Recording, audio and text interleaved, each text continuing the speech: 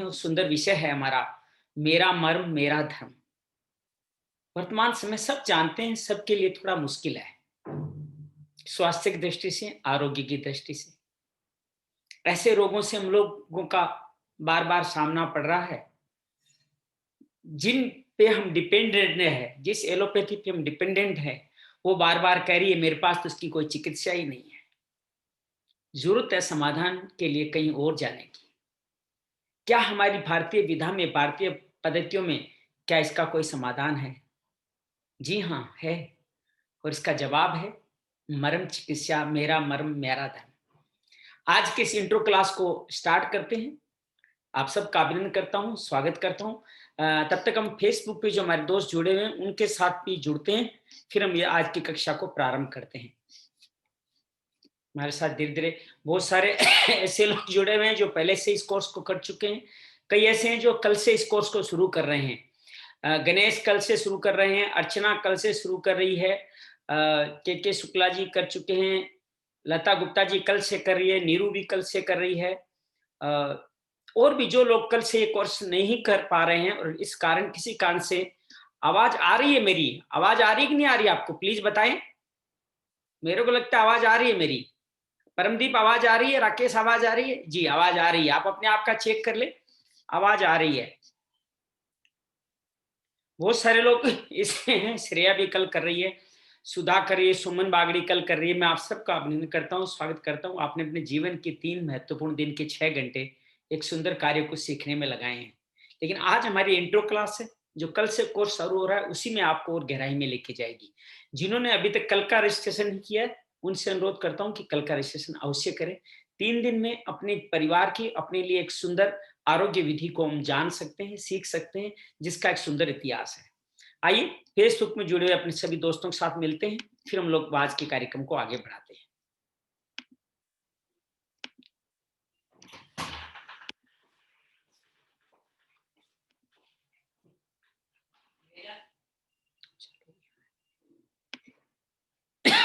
कोई बात नहीं, पीते रहना।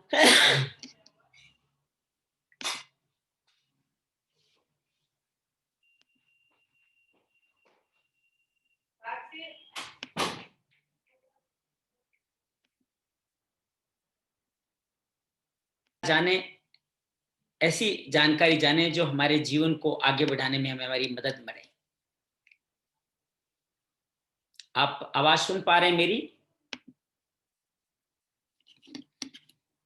जी जी, बहुत बढ़िया बहुत बढ़िया। चलिए, जिन लोगों का आवाज नहीं आ रही है कृपया अपना ऑडियो चेक करें, उनका ऑडियो कनेक्ट नहीं है, ऑडियो कनेक्ट चेक करें तो आप उनका ठीक हो जाएगा। लेफ्ट साइड में ऑडियो कनेक्ट है, उसको चेक करें। धन्यवाद जीत दीदी, सुमन दीदी, आप सबका अभिनंदन है, स्वागत है। आइए हम आज के विषय को प्रारंभ करते हैं। समयबद्ध तरीके से शुरुआत करना जीवन में आगे बढ़ने का सुंदर नतीजा है। तो आइए, 7:07 कहा था हमने, हम 7:05 पे ही इस कार्यक्रम को प्रारंभ करते हैं।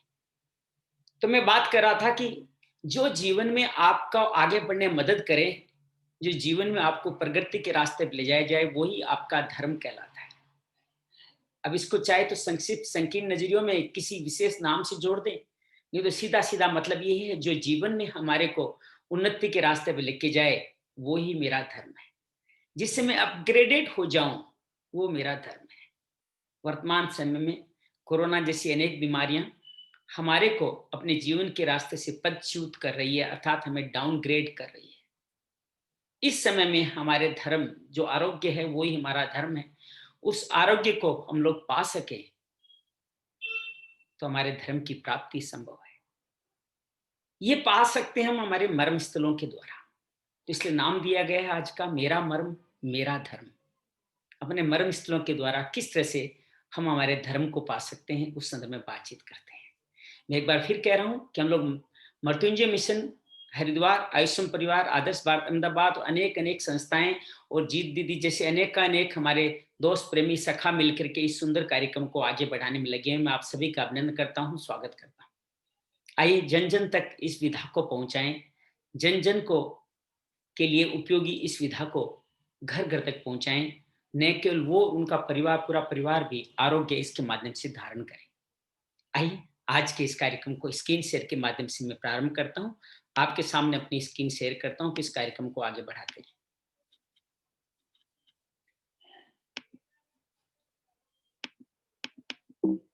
मृत्युंजय मिशन आयुष्मान परिवार की तरफ से मैं आप सबका अभिनंदन करता हूँ, स्वागत करता हूँ। मृत्युंजय मिशन जो फाउंडेशन है वैदिक मेडिकल साइंसेज का, मृत्युंजय मिशन .org हमारी वेबसाइट है, उसमें जाकर के आप बहुत सारी चीजें देख सकते हैं। भगवान धन्वंतरी जो सभी भारतीय विधाओं के जनक माने जाते हैं, जो आरोग्य देव हैं, उनको नमन करते हुए आज के कार्यक्रम को आगे बढ़ाते हैं। नमामि धन्वंतरी मादिदेवम् सुरासुरे वंदित पादपद्यम् लोके जरारुग भय मृत्युनाशनम् धातार्मीशं विविधोषधीनां नमामि धन्वंतरी मादिदेवम्। भगवान धन्वंतरी वर्तमान विपरीत परिस्थितियों में आपका ही आसरा है। आपके द्वारा प्रदत्त विभिन्न औषधियों में से एक मर्म चिकित्सा हम सब सीख सकें, हमारे जीवन में हमारे परिवार के लिए उपयोगी बन सकें, ऐसा हमें आशीर्वाद प्रदान करें। तथास्तु। तो भगवान धन्वंतरी को नमन करते हुए आगे बढ़ते हैं। हम डॉक्टर एस के जोशी, सुनील कुमार जोशी के भी कृतज्ञ हैं, आभारी हैं, जिन्होंने मर्म चिकित्सा का आधुनिक रूप हमारे सामने प्रस्तुत किया। वर्तमान में आपकी सेवाओं को देखते हुए आपको जीवन पर्यंत उत्तराखंड आयुर्वेद यूनिवर्सिटी का वाइस चांसलर बनाया गया है। आप मृत्युंजय मिशन के प्रेसिडेंट है, फाउंडर है। आपने ही सुंदर विद्या हम सब लोगों के सामने रखी है। डॉक्टर जोशी का हम दिल से आभार व्यक्त करते हुए इस कार्यक्रम को आगे बढ़ाते हैं। मर्म चिकित्सा है क्या? मर्म चिकित्सा है, एक सवाल आपके और हमारे सबके मन में आता है कि मर्म विज्ञान, मर्म थेरेपी है क्या? मर्म विज्ञान, मर्म थेरेपी कहते हैं यूनिवर्सल सस्टेनेबल टेक्निक्स है, अर्थात ये भारत में भी काम करेगी, यूनिवर्स में कहीं भी किसी भी देश में काम करो तो मर्म चिकित्सा काम करने वाली है। ऐसी त्वरित इंस्टेंट हेल्थ टेक्निक है जिसमें इलाज करने के साथ ही उसका हल आपको समझ में आ जाए, ऐसी त्वरित स्वास्थ्य तकनीक है जिसको मर्म कहा जाता है। अब बात आती है कि मर्मा कहते किसको है, डेफिनेशन ऑफ मर्मा। आप सबके मन में जब भी मर्म की बात सुनते मन में एक भाव जरूर आता है कि मर्म मर्म क्या है ये। और आप चाहें तो चैट बॉक्स में लिख के बता सकते हैं, जब मर्म शब्द आता है तो आपके मन में क्या शब्द आता है। इसे कई बार हम कहते हैं इसने बड़े मर्म की बात कह दी है, इसने मेरे मर्म स्थल को छू लिया है। सीधी सी बात है, कोई संवेदनशीलता की बात हो रही है, कोई गहरी बात हो रही है, कोई हृदय स्पर्शी बातचीत हो रही है। तो स्पष्ट है, शरीर के वो विशेष भाग जो बहुत संवेदनशील है, वाइटल है, वो ही मर्म कहलाते हैं। जैसे कहते हैं बेटियां बहुत नाजुक होती है, उनको अगर थोड़ा सा भी कुछ कह दो तो उनको तकलीफ हो सकती है क्योंकि वो नाजुक बनी हुई है। उसी तरह हमारे मर्म स्थल भी उतने ही नाजुक है। इनसे हमें आरोग्य मिलता है, लेकिन इन पे चोट लग जाए तो तकलीफ भी बढ़ सकती है। तो मर्म स्थल बड़ा ही संवेदनशील मामला है, लेकिन हमारे आरोग्य की प्राप्ति के लिए बहुत सुंदर तरीका है। तो मैं कह सकते हैं मर्म स्थल वो होते हैं जिन पे किसी भी तरह का आघात, मौत या शारीरिक कार्यों विन्यास के बारे में कॉम्प्लिकेशंस का कारण बन सकता है। अर्थात मर्म स्थल जहां भी शरीर में स्थित है, वहां पर अगर कुछ चोट लग गई, किसी तरह के एक्सीडेंट के द्वारा, ऑपरेशन के द्वारा, गिरने से किसी तरह से चोट लग गई, तो हमारी मृत्यु से लेकर के हमारे एनाटॉमिक सिस्टम में किसी तरह की प्रॉब्लम्स भी आ सकती है, जटिलताओं का कारण भी बन सकता है। इसलिए मर्म स्थल की रक्षा बहुत ही आवश्यक है। डॉक्टर साहब कहते हैं, इसलिए हमें बताया जाता था जब हम सर्जरी पढ़ रहे थे कि शल्य चिकित्सा के दौरान या पैरा शल्य चिकित्सा के दौरान इन महत्वपूर्ण बिंदुओं को न काटना है, न छेदना है, न इनका भेदन करना है। इन महत्वपूर्ण बिंदुओं का पूरा ध्यान रखना है। क्यों ध्यान रखना है? ये संवेदनशील है, इनको अगर छेद करके कोई आरोग्य पाना चाहेंगे तो आरोग्य नहीं मिलेगा, उल्टी आघात ही मिलने वाला है।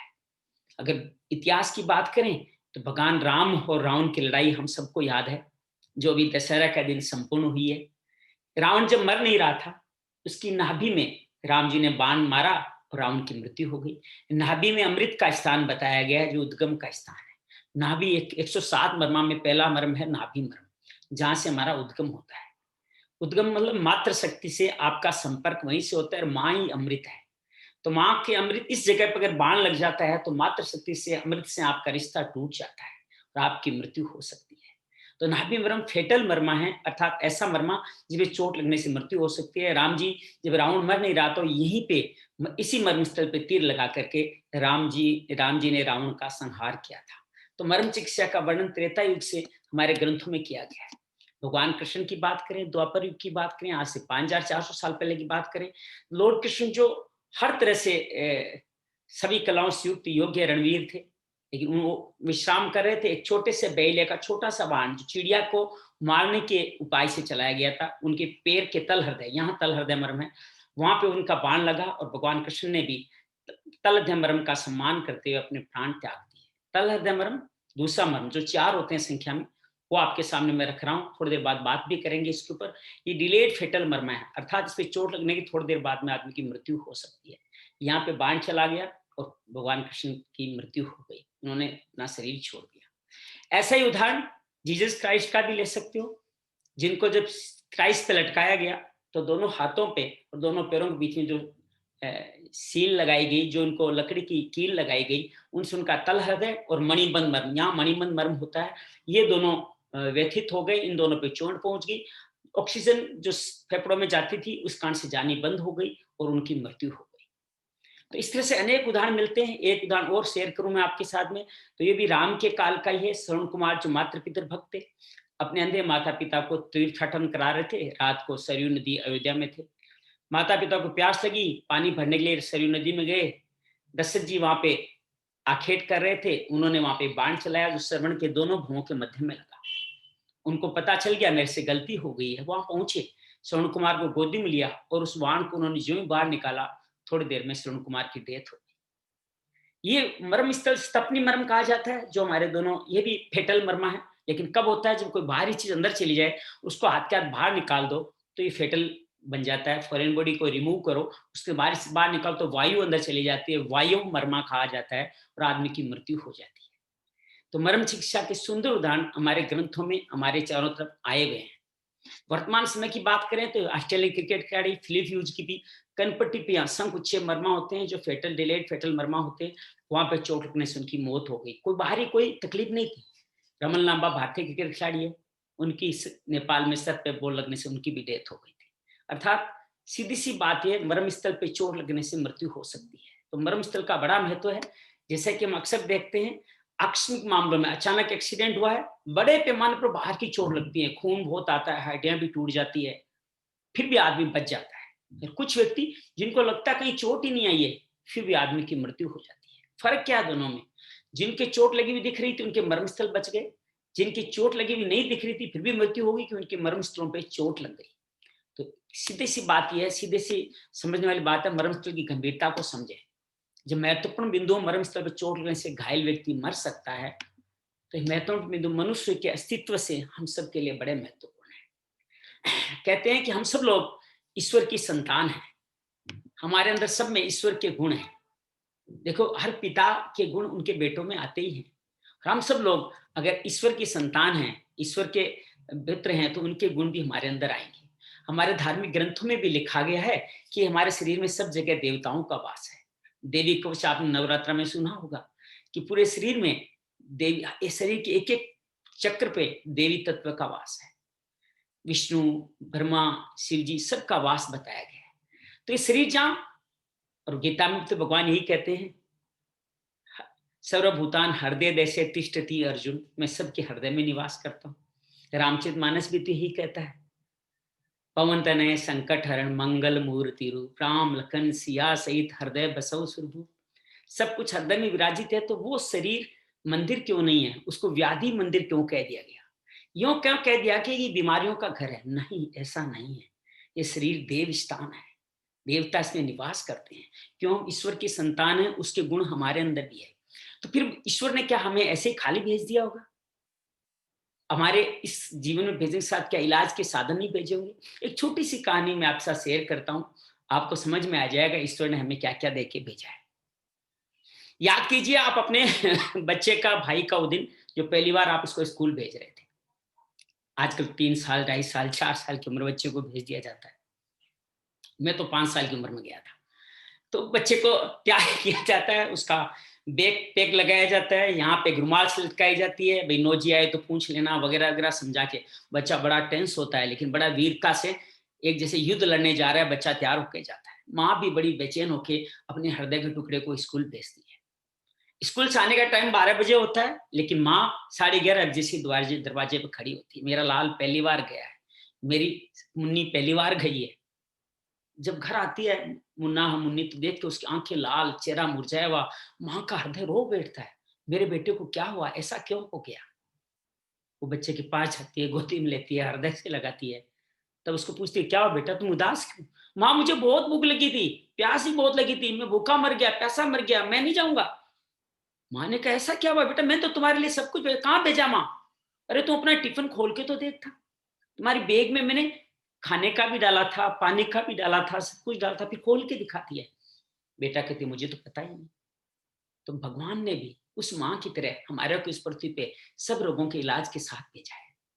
हमारे इस टिफिन में भी 107 मर्म स्थल डाल के भेजे हैं।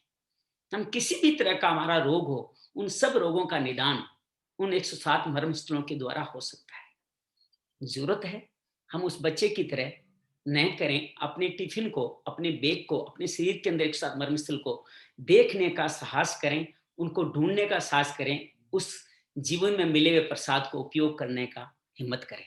तो हमारे जीवन में ईश्वर के हम पुत्र हैं, ईश्वर जैसे गुण हमारे में, हम इसको चरितार्थ कर पाएंगे। उम्मीद है आपको मेरी बात ये समझ में आई होगी। 107 मर्म स्थल हमारे शरीर में अस्तित्व से हमारे लिए बहुत महत्वपूर्ण है। आइए इसी बात के साथ इस कहानी को और आगे बढ़ाते हैं। चिकित्सा प्रणाली की बात करें तो हमारे जीवन में बहुत सारी चिकित्सा प्रणाली की बात कर सकते हैं। हमारे मर्म विज्ञान और मर्म थेरेपी, जैसे हमने बताया, मनुष्य का अस्तित्व में उपचार का सबसे पुराना तरीका है। आयुर्वेद 5000 साल से डॉक्यूमेंटेड है, 10,000 साल से इसका इलाज हो रहा है। चीनी चिकित्सा प्रणाली भी 5 से 10,000 साल पुरानी है। यूनानी चिकित्सा प्रणाली 1400 साल पुरानी है। और वर्तमान चिकित्सा प्रणाली जिसके हम गुलाम हो गए हैं, जिसके बिना हम जीवन नहीं जी पा रहे हैं, वो सिर्फ 300 साल पुरानी है। लेकिन हम उसके बिना जीवन जीने की कल्पना भी नहीं कर पा रहे हैं। होम्योपैथिक चिकित्सा प्रणाली सिर्फ 150 साल पुरानी है।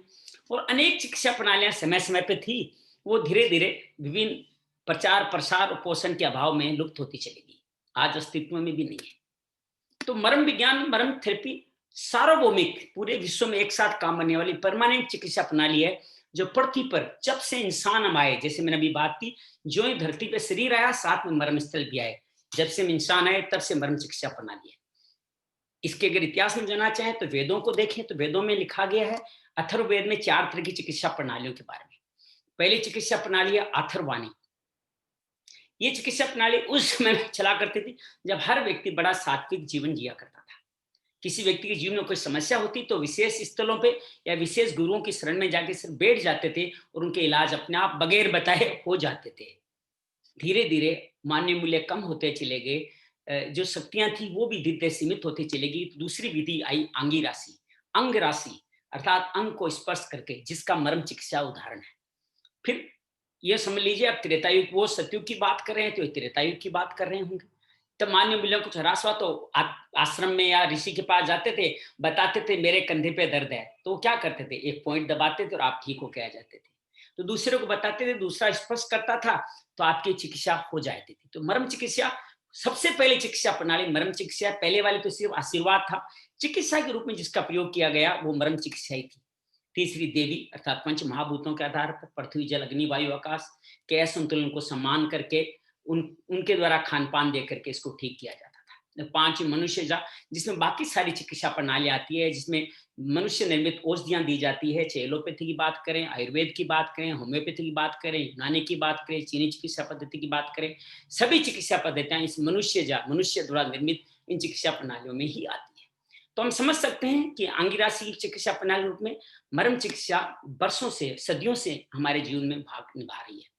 मर्म चिकित्सा की उपयोगिता, डॉक्टर जोशी ने जब इसके बारे में काम किया, बातचीत करी, देखा असाध्य रोगों के अद्भुत परिणाम से हजारों रोगों को लाभ हुआ।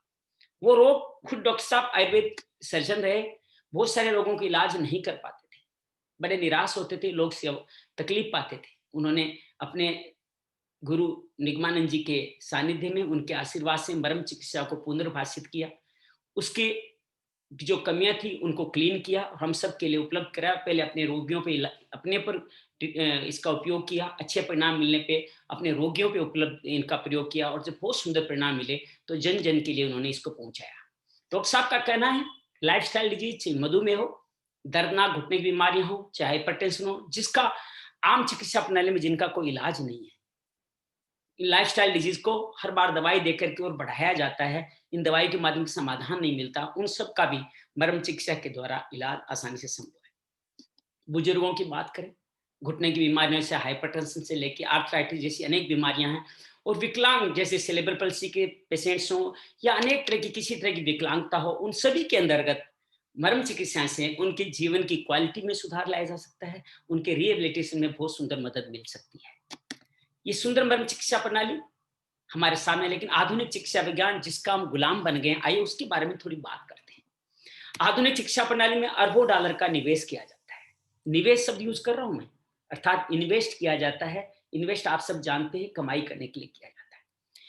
डायग्नोस्टिक टूल में इन्वेस्टमेंट किया जाता है, लेबोरेटरी टेक्निक में इंक्लूड किया जाता है। आज देखिए कोरोना की अगर वैक्सीन बन रही है तो एक बिजनेस की दृष्टि से अरबों अरबों खरबों रुपए का इन्वेस्टमेंट किया जा रहा है।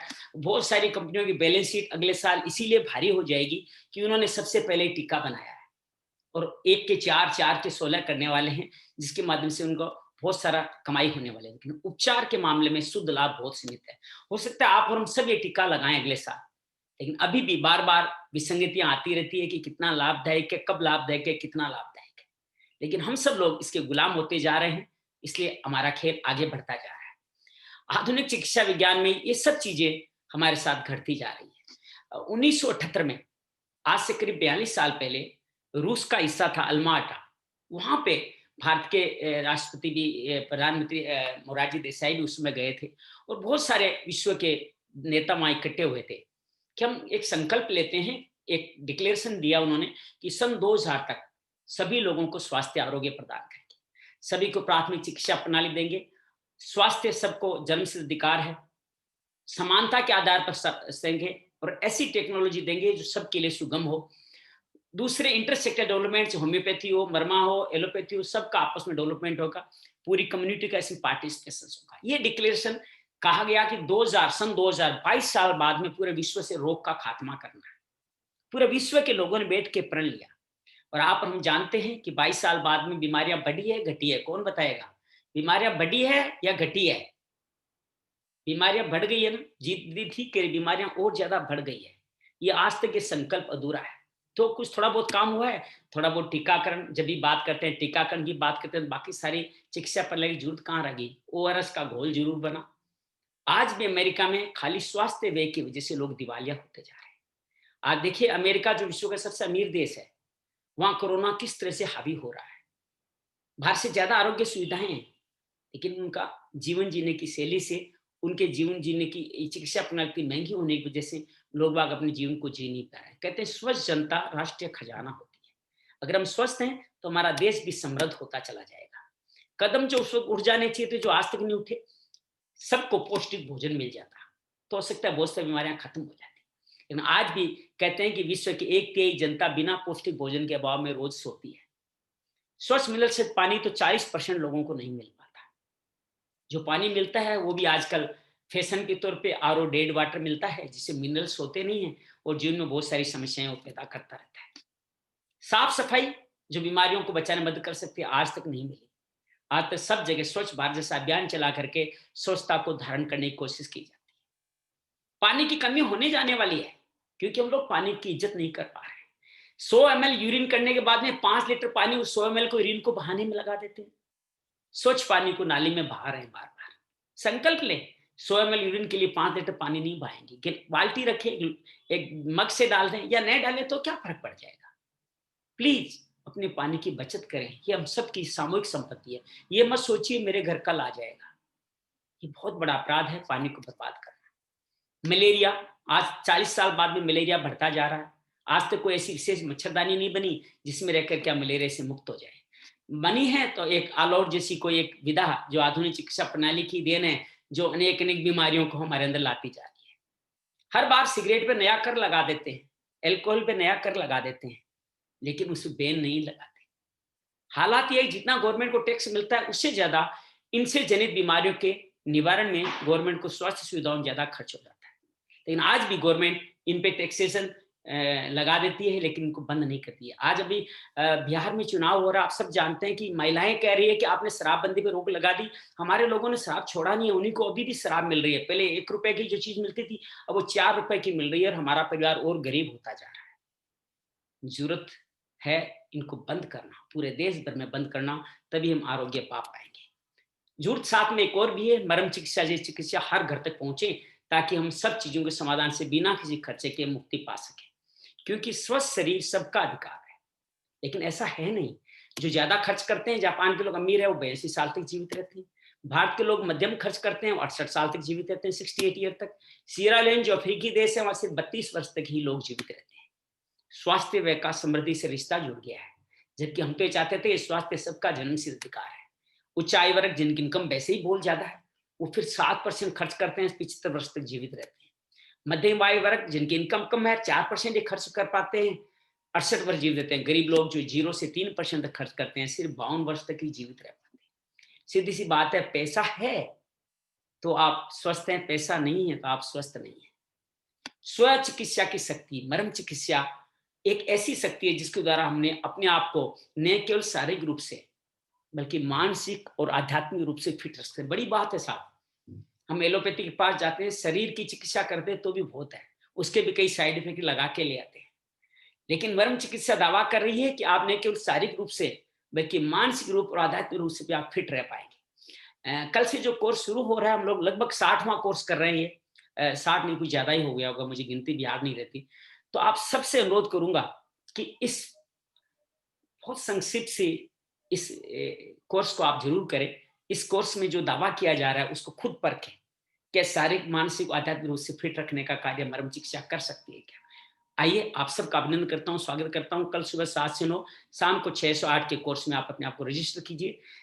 7982145109 पे एक SMS भेजिए। 200 रुपए इसका संकल्प चार्जेज है, जो आप पेटीएम के द्वारा भेज सकते हैं 9811112450 पे। मैं आपको बाद में सूचनाएं और दे दूंगा। आइए थोड़ी बात करते हैं, स्वास्थ्य समस्याओं का वास्तविक समाधान क्या है। मरम चिकित्सा शारीरिक मानसिक आध्यात्मिक सभी तरह से। मरम विज्ञान क्यों है, क्योंकि मरम विज्ञान और मरम चिकित्सा तत्काल है, ये इंस्टेंट फायदा पहुंचाती है। ये जैसे मेरे यहाँ दर्द हुआ, इसका मतलब सर्वाइकल का पेन, मैं यहाँ हाथ ले गया, यहाँ पे लगाया मैंने, यहाँ अंश मरम है, मैं अंश मरम को इस तरह से दबाया और इंस्टेंट मेरे दर्द से मुक्ति हुई। इसको कहते हैं त्वरित, तत्काल, इंस्टेंट। और जब मैंने एक बार ये दबा दिया, जब तक मेरी गर्दन में दूसरा कोई विचलन नहीं आता तब तक मैं स्वस्थ रहूंगा, अर्थात इलाज भी स्थायी परमानेंट हो गया। तीसरा प्राकृतिक, मैंने अपने हाथ से इलाज किया, कोई ऐसी चीज मैंने लगाई नहीं जिससे मेरे जीवन में कुछ अप्राकृतिकता आई है।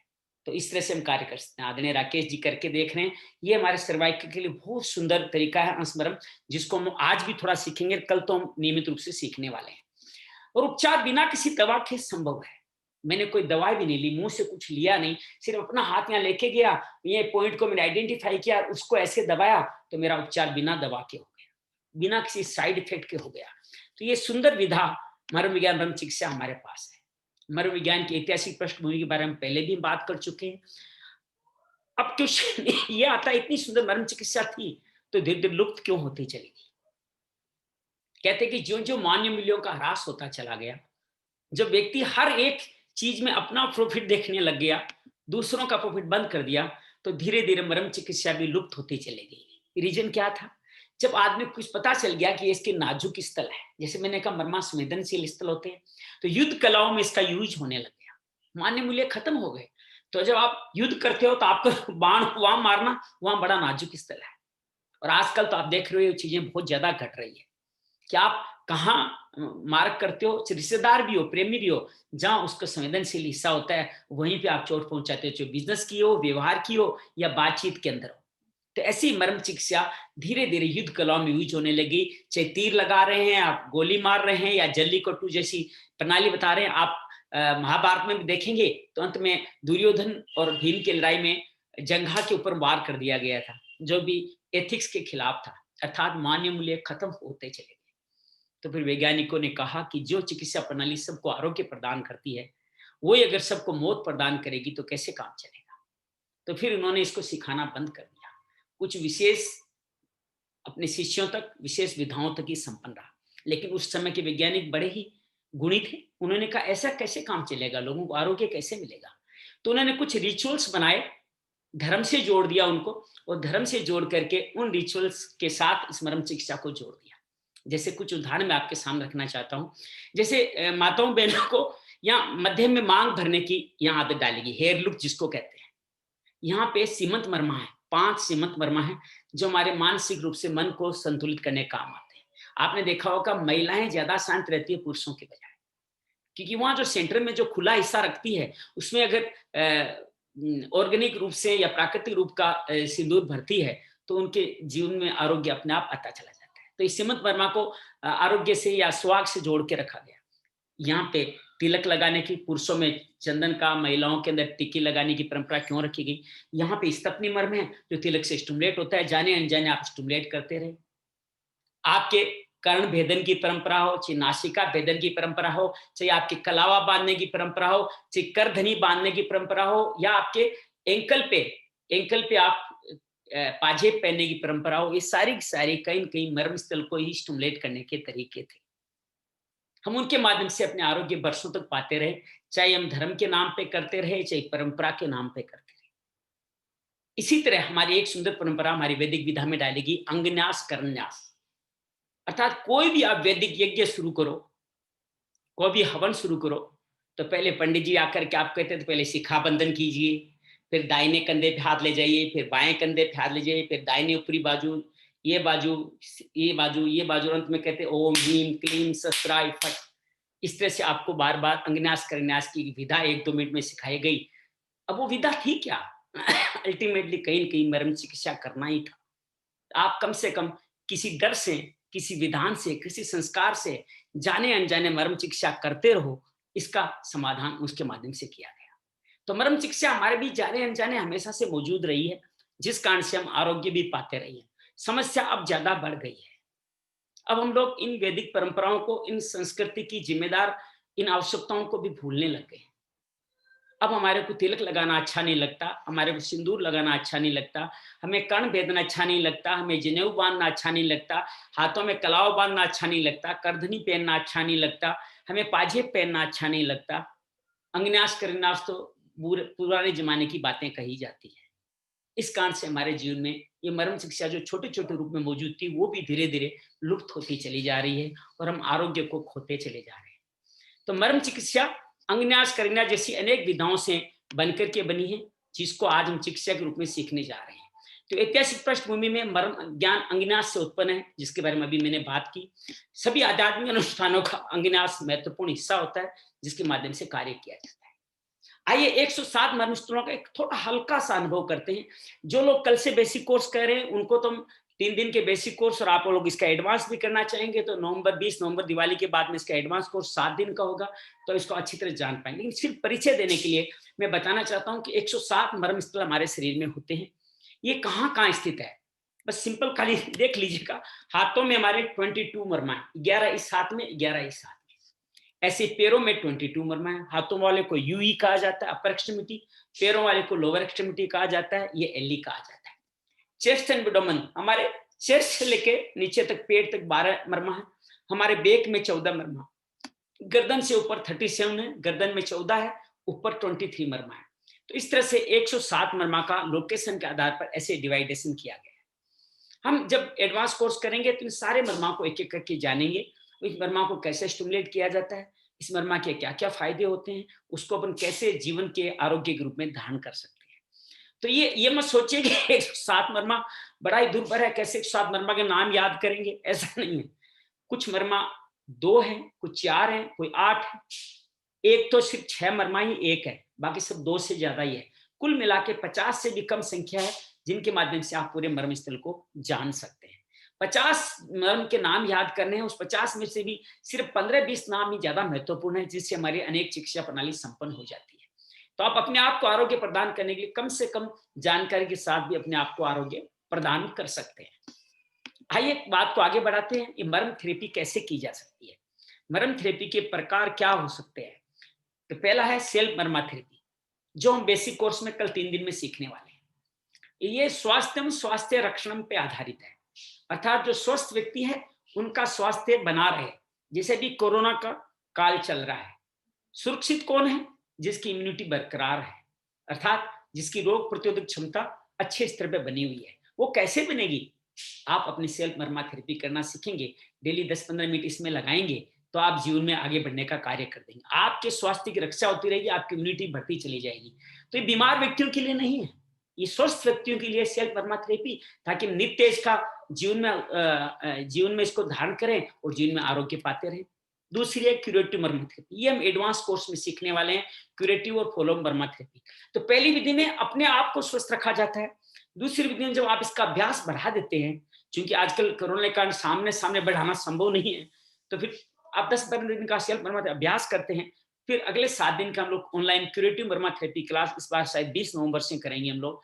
उसके अंदर आप दूसरों का इलाज कैसे कर पाए, वो विधा आपको सिखाई जाती है।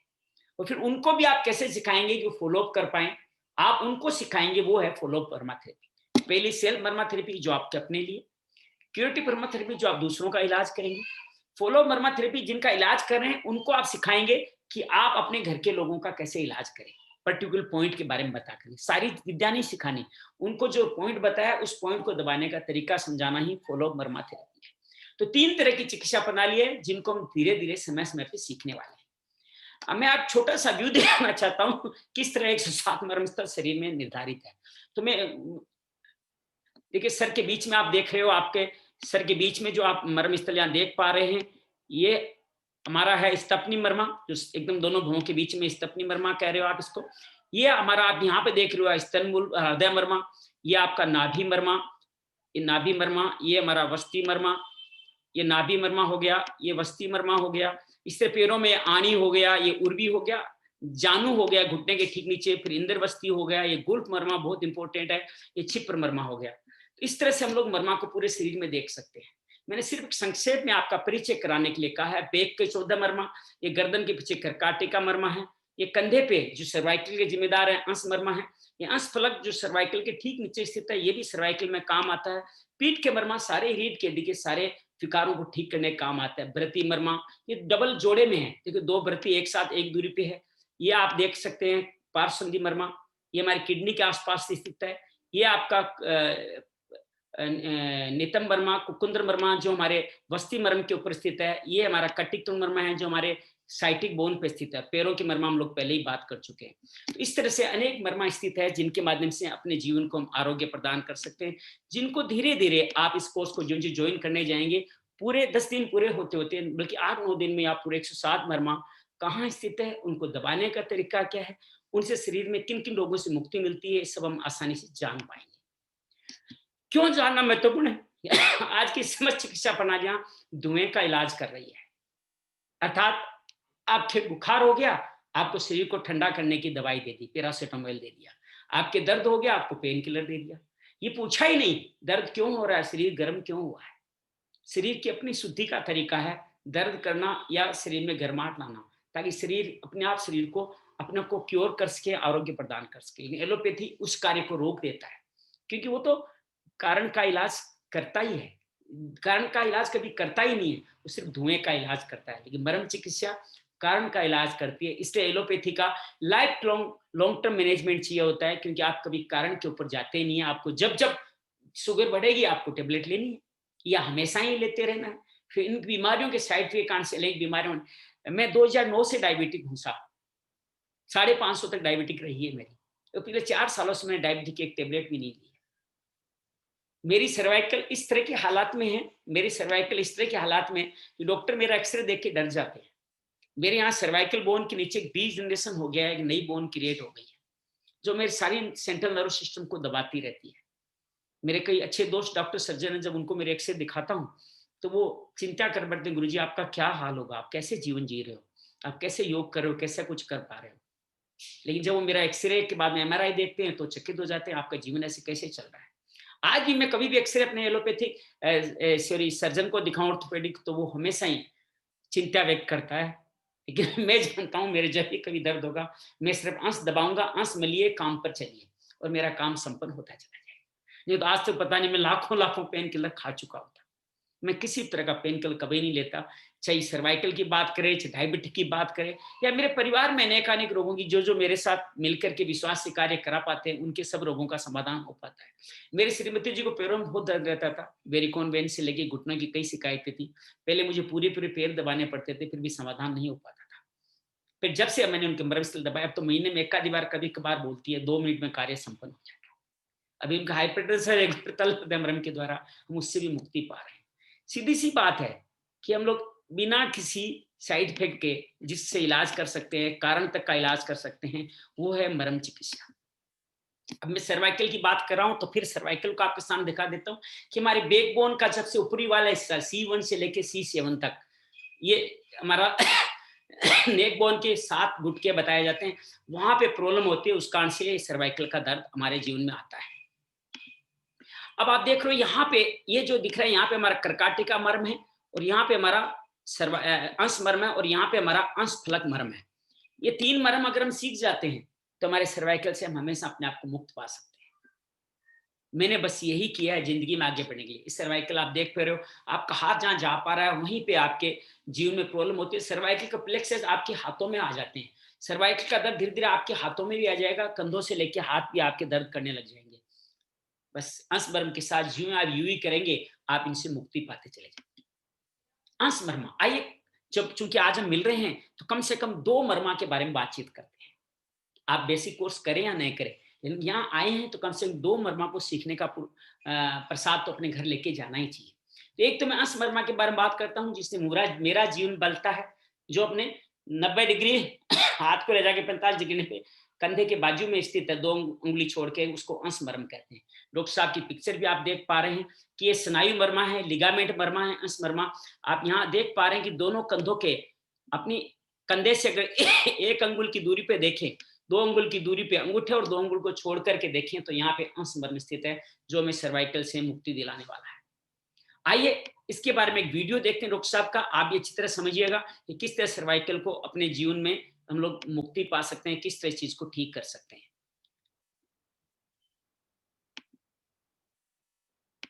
तो ये वीडियो आप अच्छी तरह से देखिएगा, हिंदी में है वीडियो ये। अंश मर्म कंधे और गर्दन के बीच में स्थित होता है। इस पर चोट लगने से जो ऊपरी बाहु है, जिसको हम अपर एक्सट्रीमिटी कहते हैं, उसमें सुन्नपन और उसके कार्य की क्षमता समाप्त हो जाती है। इसको ब्रैकियल प्लेक्सस की इंजरी भी माना जा सकता है।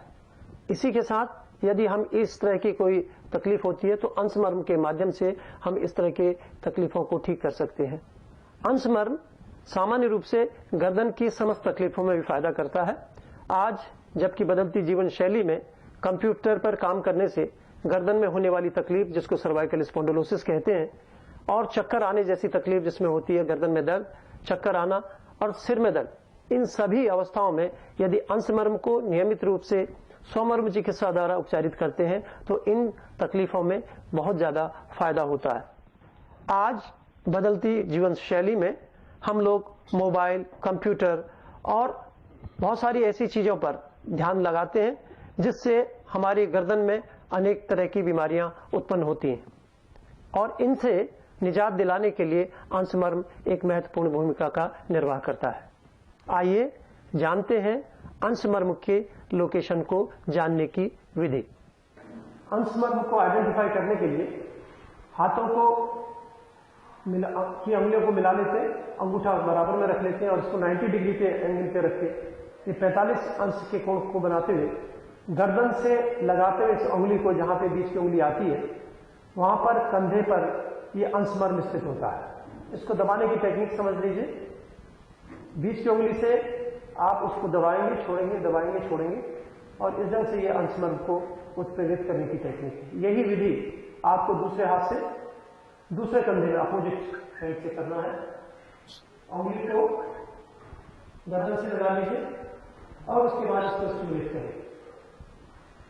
ये 90 डिग्री पे हाथ हमने रखा, लगभग 45 अंश का कोण ये हमारी कोहनी बनाती है, और ये जो बीच की उंगली हमारी जगह पे जाती है, हमने इसको टच किया, इनर सरफेस ऑफ जो हमारे पास middle surface of middle border of right finger, जो हमारी लेफ्ट फिंगर है, ये जहाँ पे जाती है कंधे पर, उस पर अंश मर्म स्थित होता है। यदि आप इसको बाहर कर लेंगे हाथ को, यदि आपका सारा ठीक है, लेकिन यदि आपने हाथ की उंगलियों को ऐसे अलग कर लिया तो आप आइडेंटिफाई नहीं कर सकते। इसी तरह से यदि हाथ को आप नीचे कर लेंगे तो भी अंशमर्म नहीं मिलेगा, और ये यदि ऊपर चढ़ा दिया जाएगा तो भी आप अंशमर्म से बाहर चले जाएंगे। तो अंशमर्म को ठीक से यदि आइडेंटिफाई करना है तो इसको 90 डिग्री पर रखिए, इसको 45 डिग्री का कोण बनाइए, गर्दन से उंगलियों को स्पर्श कीजिए और बीच की उंगली जहां पे आती है वहां पे अंशमर्म।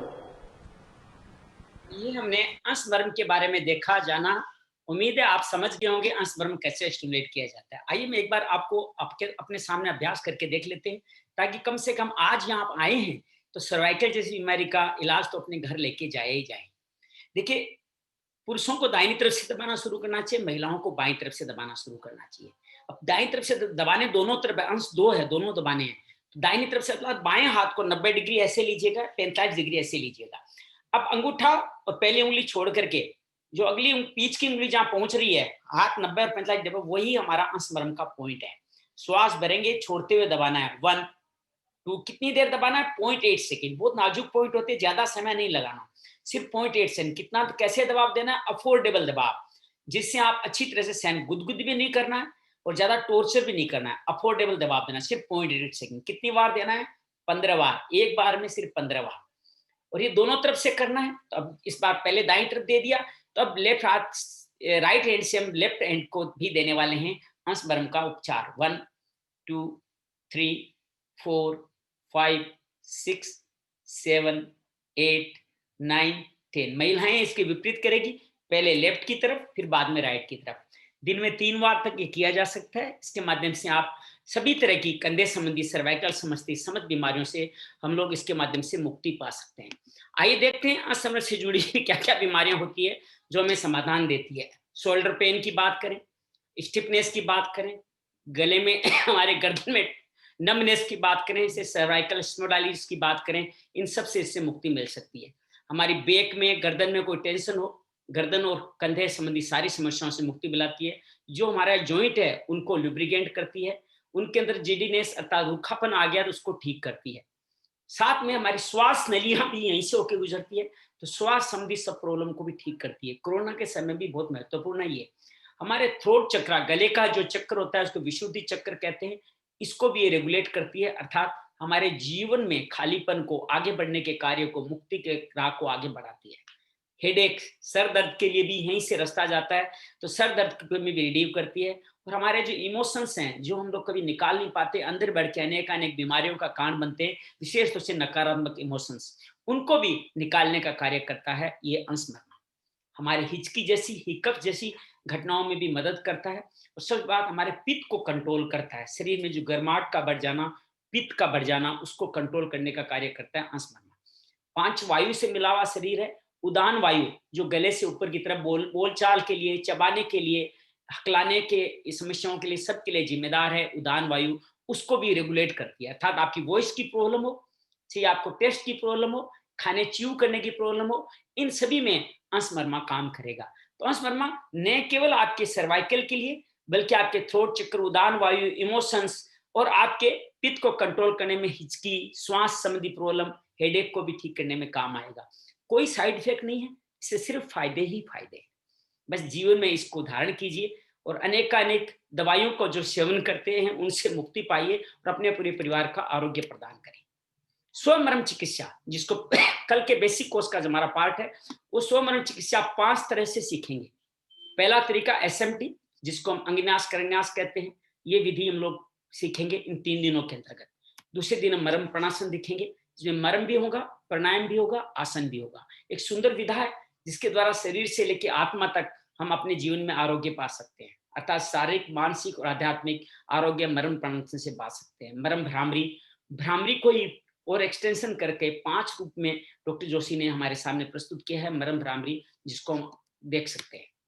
मर्म ध्यान, हमारे मर्म स्थल बहुत संवेदनशील है, उनको नए भी दबाएं, सिर्फ उनकी तरफ ध्यान लेके जाएं तो भी वो कार्य करते हैं। तो 5-7 महामर्मों का ध्यान करके इस जीवन में आध्यात्मिक तरक्की के साथ साथ शारीरिक और मानसिक तरक्की भी पा सकते हैं।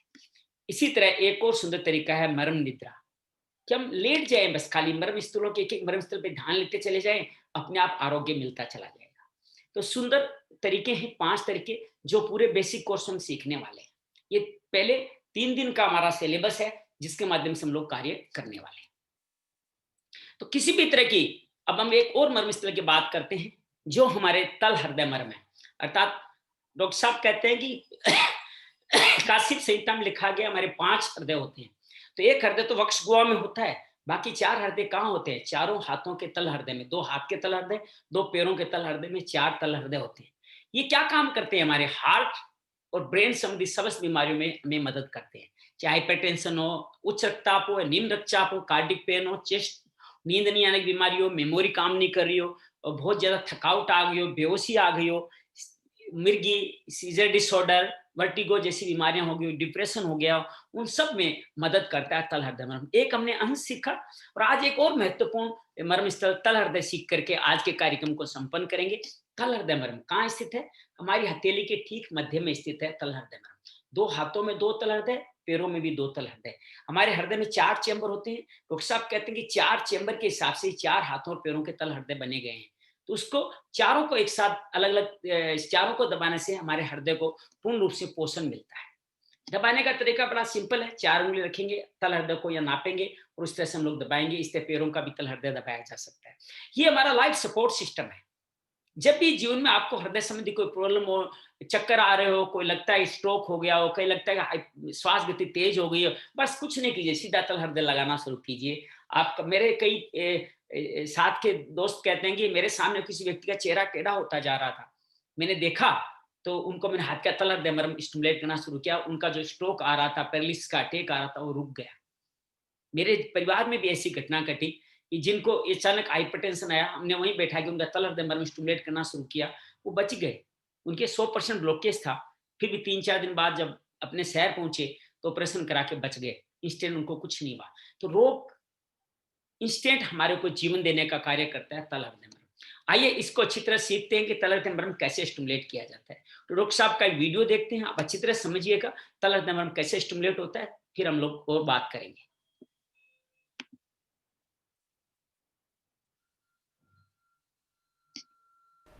तल हृदय हाथ और पैर के तले में स्थित महत्वपूर्ण मर्म बिंदु हैं। इनको तल हृदय या शाखा हृदय भी कहा गया है।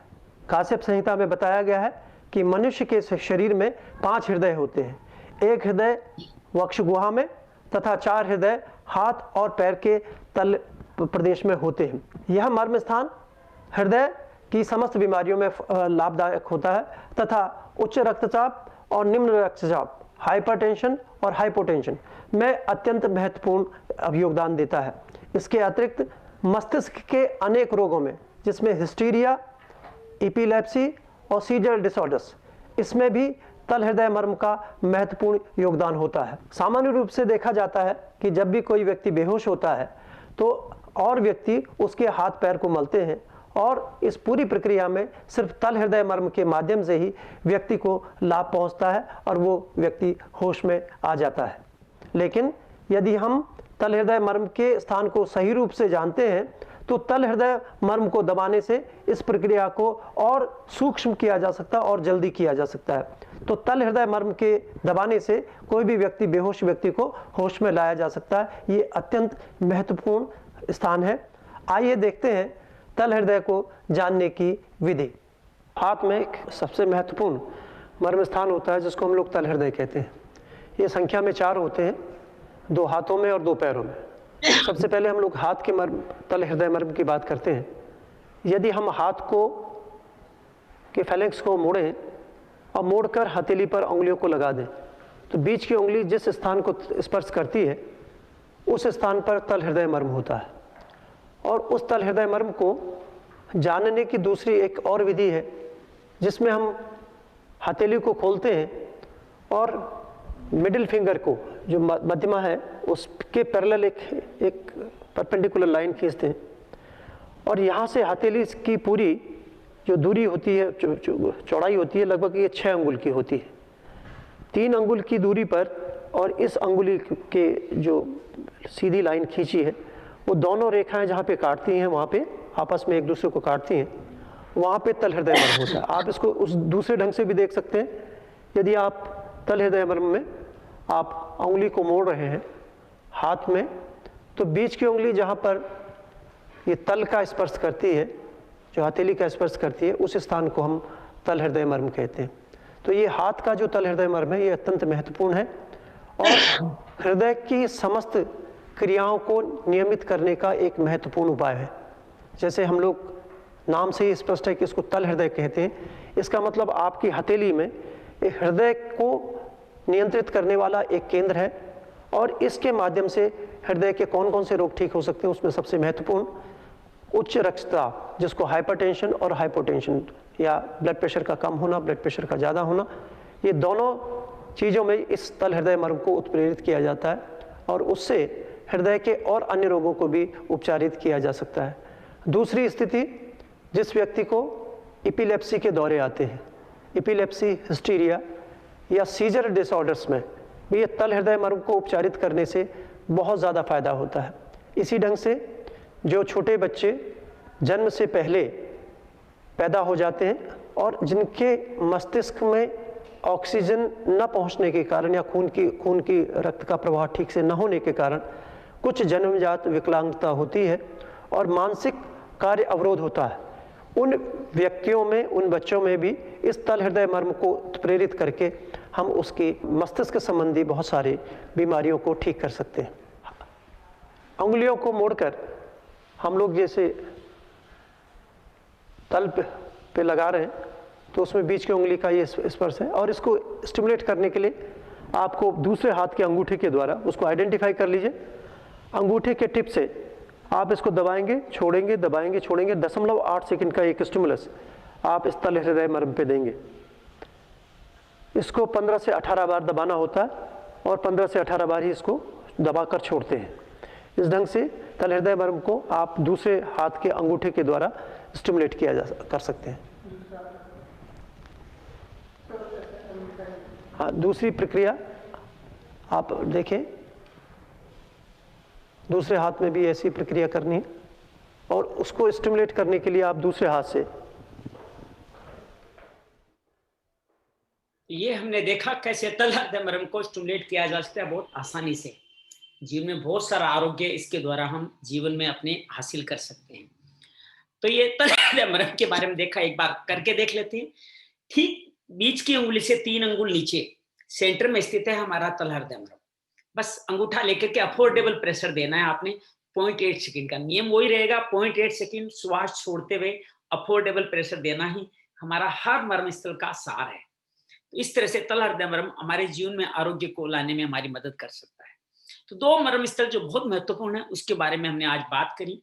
इसी तरह 107 मर्म स्थल, हालांकि 2 खुद ही 50-100 के बराबर है जो आज आपने सीखे, लेकिन पूरी स्वमर्म चिकित्सा अपने आप को आप कैसे आरोग्य दे सकते हैं सीखना चाहते हैं तो कल से हम सब लोग मिल सकते हैं। हमारे इस डॉक्टर साहब ने एक पूरी विद्या सबके लिए, जन साधारण के लिए बनाई। इसके लिए किसी भी तरह का शुल्क की बात कभी नहीं की उन्होंने, बस व्यवस्था बनी रहे, आप संकल्प सहित आए।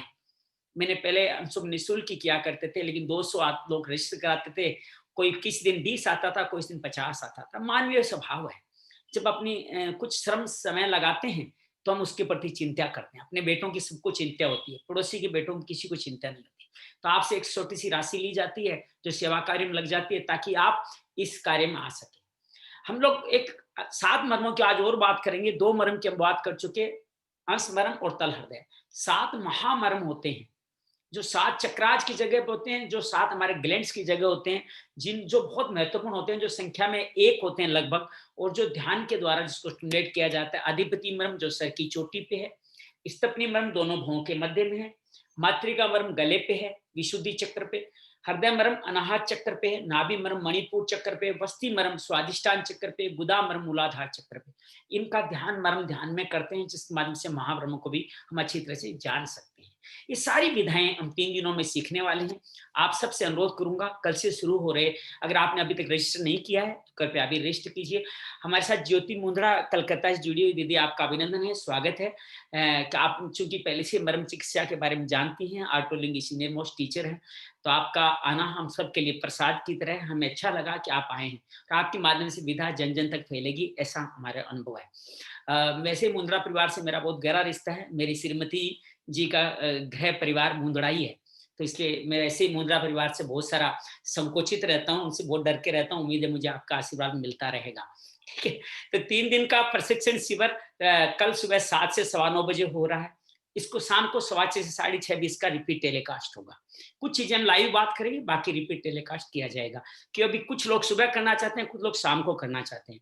तो अपने आप को आरोग्य का उपहार दें, अपने पूरे परिवार को आरोग्य उपहार दें। सदा स्वस्थ रहने का राज जानना चाहते हैं, विभिन्न दवाओं के साइड इफेक्ट और खर्चे से परेशान है, सर्वाइकल साइटिका घुटनों के दर्द से परेशान है, डायबिटीज बीपी से बिना दवा मुक्ति चाहते हैं, कोरोना से स्वयं अपने परिवार की स्वास्थ्य रक्षा चाहते हैं, तो सभी असाध्य बीमारी से मुक्ति चाहते हैं, एक ही जवाब, मर्म चिकित्सा सीखें। मृत्युंजय मिशन हरिद्वार मर्म से डॉक्टर जोशी के सुंदर सपने लक्ष्य सभी स्वस्थ रहे को साकार रूप देने के लिए कल से हम लोग प्रारंभ कर रहे हैं। इसकी व्यवस्था सहयोग से 199 रुपए आप 9811112450 पर पेटीएम या जीपे से भेज सकते हैं।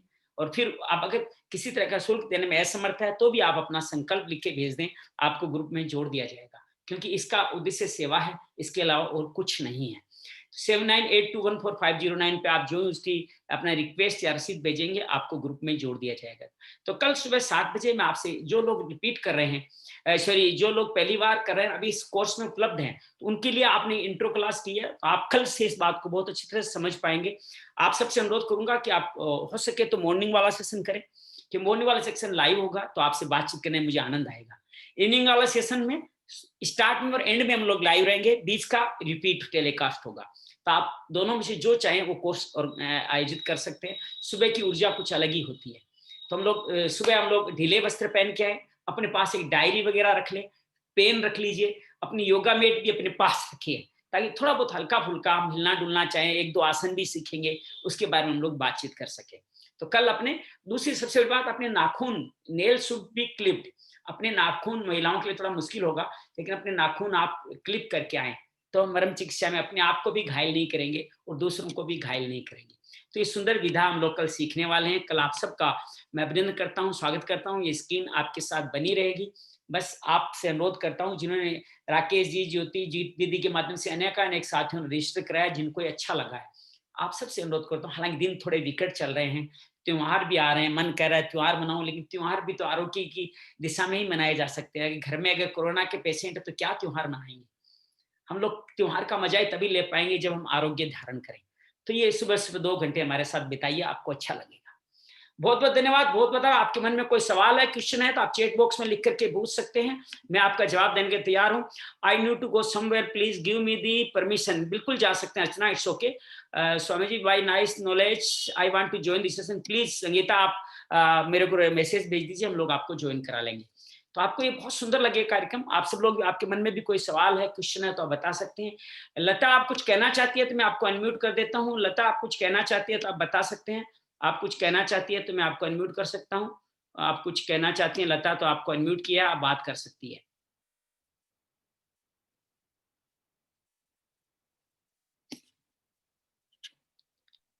हाँ जी, जी बोलिए लता। बस मैं यही सीखने के लिए करना है वो।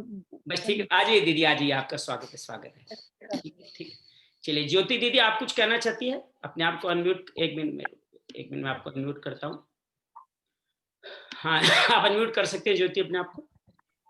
श्याम जी, मुझे पूछना था, जी। जैसे शाम को आपने कहा कि it will be a repeat telecast, right? Yes तो यस। रिपीट टेलीकास्ट में व्हाइल यू आर एक्सप्लेनिंग हम्म। कौन सा topic है, हमारे मन में उस समय यदि कोई प्रश्न उठता है, उसकी क्लैरिटी चाहिए, तो आप तो वहां पे रहेंगे ना? बिल्कुल बिल्कुल, मैं वहां रहूंगा, आपके सारे मैसेज पढ़ता रहूंगा और आपके चैट बॉक्स में भी जवाब मिलेगा, और स्टार्ट और एंड पे मौजूद रहूंगा मैं। हम 15 मिनट स्टार्ट में पहले क्वेश्चन आंसर सेशन रखते हैं और एंड में 5 मिनट फिर क्वेश्चन आंसर सेशन रखते हैं, जिसके अंदर कोई समस्या होती है उसका समाधान कर दिया जाता है। बिकॉज यू नो, जब हम कुछ सीख रहे हैं तो एज यू आर मेथोडिकली, उस समय अगर कोई चीज की क्लैरिटी चाहिए, जैसे अभी मैं आपको एक बात, आई कैन अंडरस्टैंड, लेकिन ये एक तरीका आप जब करेंगे तो आपको पता चल जाएगा कि आप रेगुलर करते रहेंगे तो आपको आइडिया लग जाएगा किस तरह से किस लेवल की बातचीत हो रही है। फिर भी कोई संशय रह गया तो हम साथ में हैं आपके, हर वक्त जैसे मौजूद रहेंगे। हम स्मरण में बताया, तो ये सब कल फिर होगा या ये कल नहीं होगा? बिल्कुल, आज की इंट्रो क्लास है, कल से पूरा सिस्टम पूरा सिलेबस के आधार पे चलने वाला है। आज से उसका कोई लिंक नहीं है, आज एक इंट्रो क्लास है। हाँ, जिन्होंने आज किया है उनको कल समझना आसान हो जाएगा थोड़ा सा। अच्छा, इसमें एक क्यूरियोसिटी थी, जैसे आपने बताया ना, हम स्मरण के लिए आपका ये जो ये यहाँ पर एल्बो है वो 90 डिग्री में रहेगा, आपका 45 डिग्री जाएगा, राइट? यस। तो ये आपका अगर 45 में करते हैं तो ये हमारी जो कॉलर बोन है ना, कॉलर बोन के ऊपर हमारा 3 नियम थे। आप कल हम लोग विस्तार से बात करें, 3 नियम थे, आपने 2 नियम पकड़े हैं। पहला 90-45, तीसरा नियम है गर्दन से 2 अंगुल छोड़ करके। अच्छा, तीसरा नियम है तो आप अपने आप पहुंच जाएंगे। आप कल दोबारा वीडियो देखेंगे तो आप बातों को समझ पाएंगे। ठीक ठीक। रश्मिकांत देसाई कुछ कहना चाहती हैं आप? तो आप भी अनम्यूट करें, अपने आप को बोल सकती हैं। रश्मिकांत जी बोलिए। ये दिन में कितने बार कर सकते हैं मर्म अच्छा, हम लोग थेरापी? कल बात करेंगे भैया। दिन में 3 बार मैक्सिमम किया जा सकता है। बीमारियां हैं तो दिन में 3 बार किया जा सकता है। और अपना ऐसे भी हम लोग अगर थोड़ा बहुत अगर अपने आरोग्य के लिए करें, कल हम डिटेल में बातचीत करेंगे। आपने रजिस्टर किया है तो हम लोग बातचीत कर ही लेंगे, कितनी बार करना चाहते हैं पूरी डिटेल में आपको सब चीज बताई जाएगी। ओके, धन्यवाद। Thank you, thank you, thank you. चलिए, आप सब लोगों से बातचीत कर बहुत अच्छा लगा। आंसू कह रहा मैं रिपीट करना चाहता हूँ 5 टाइम, मुझे अलाउ करें। बिल्कुल आपको अलाउ है दीदी। आंसू भैया, आप मुझे एक बार व्हाट्सएप दोबारा कर दीजिएगा, मैं आपको ज्वाइन करवा दूंगा, ऐड कर दूंगा। Meena Panchal, I want to ask you. Meena, क्या पूछना चाहती हैं आप? मैं मीना को कैसे अनम्यूट करूं? मीना एम एम एम एम एम। हाँ मीना, अपने आप को अनम्यूट करें, बताइए आप क्या कहना चाहती है? सर, इसका लिंक आपने भेजा, कब भेजोगे? भेज दिया ऑलरेडी, ग्रुप में चला गया, आप चेक कीजिए, 2 मिनट पहले चला गया। अच्छा, लेकिन सर सुबह और शाम का जो है बेसिक, दोनों लिंक एक ही है। दोनों लिंक एक ही है, बरोबर है। समय चेंज हो जाएगा, मैं दोबारा और भेज दूंगा उसको शाम का लिंक। अच्छा, लेकिन एक दिन सुबह करेगा और एक दिन शाम को करेगा, ऐसे चल सकता है क्या? चल सकता है, लेकिन आपका क्रम टूट जाएगा। कोशिश करेंगे एक निश्चित समय पे करें तो आपको ज्यादा फायदा मिलेगा। अच्छा, सुबह का चुन ले या शाम का चुन ले, कोई एक समय चुन ले। सर, जो सुबह में आप कराते हो, शाम को खाली रिपीटेशन होगा बोलते? शाम को भी मैं ही कराऊंगा ना, दूसरा थोड़ी करने वाला है। वो जब वही चल रहा है तो आपको, जैसे मैं अभी आपको लाइव बोल रहा हूँ या रिकॉर्डिंग बोल रहा हूँ, उसका कहाँ पता चलने वाला है। लेकिन बस बीच बीच में आपको आइडिया लग, सुबह एंड में शाम को मिलेंगे हम लोग तो आपको पता चलेगा मैं लाइव नहीं बोल रहा हूँ। लेकिन चूंकि ये सात्विक कार्य है, इसलिए किसी तरह की जगलरी उचित नहीं है कि मैं आपको कहूँगी जी मैं रिपीट कर रहा हूँ और आपको कहूँ मैं लाइव कर रहा हूँ, तो बात समझ में नहीं आती। तो चूंकि ये समय कुछ समय की अपनी गरिमा है, तो आप विश्वास कीजिएगा, आपको रिपीट में भी उतना ही आनंद आएगा कि जो सुबह किया वही रिपीट आपको मिलने वाला। हाँ, सुबह भी अगर किसी ने सवाल पूछे हैं तो उसका समाधान आपके शाम को भी वो काम आने वाले हैं। सुबह वाले लोग भी तो योग्यता, अपने सवालों की योग्यता रखते ही हैं, तो उनके जवाब जो हमने उस वक्त सोल्यूशन किए हैं वो आपको भी एक्स्ट्रा में मिलने वाले हैं। शाम वाले को एक्स्ट्रा जवाब मिलने वाले हैं, सुबह वाले को नहीं मिलने वाले। कि सुबह वाले लोगों ने सवाल पूछे हैं, उनकी क्वेरीज भी उसी रिकॉर्डिंग में आ जाएगी, और आप जो कुछ पूछेंगे वो तो मैं इंस्टेंट आपको बताऊंगा ही बताऊंगा। लेकिन हम लोग बस 3 दिन का कोर्स करके धीरे धीरे जो समाधान होगा उसके बारे में बातचीत करेंगे। चलिए जी दीदी, आप कुछ कहना चाहते हैं कि आपने बहुत सारे लोगों को प्रेरित किया है इस पूरे कार्यक्रम में लोगों को लाने के लिए, आपको स्वयं को बहुत अच्छा लगा है। आप आर्टोलिंग की बड़ी सीनियर टीचर है और आपने इस पूरे कार्यक्रम को सजाने संवरने में आपके जीवन में बहुत अच्छा हिस्सा लगाया है। जी दीदी, आपके I want to add this कि इससे ज्यादा खूबसूरत कोर्स मैंने नहीं देखा जो बिना किसी पेमेंट के, आई वुड बी सेइंग, जो तुम्हारे पूरे शरीर को हेल्दी रख सकता है। और हर व्यक्ति को, जैसे ही थोड़े बच्चे बड़े हो, मुझे आप जरा मिनिमम एज बताइए, कितने साल के बच्चे को ये कर सकते हैं श्याम भैया? किसी भी उम्र के बच्चों को किया जा सकता है, बस उनकी शारीरिक क्षमता के अनुसार से दबाव देना है। छोटे बच्चों को हम लोग प्रेस नहीं करते, उनको कोई चीज का लेप लगा करके या उनको कोई तेल लगा करके, घी लगा के कर सकते हैं, चंदन लगा के, कुमकुम लगा के कर सकते हैं। जिनको हाँ, तो ये तो बच्चों को जब समझ में आए ना, तभी से उनको ये करना शुरू कर देना चाहिए, ताकि करना चाहिए। उनको जो जीवन बच्चों में सिलेबल समस्या है, बच्चों में थोड़ी बहुत रहती है, शुरू से उनका कलर।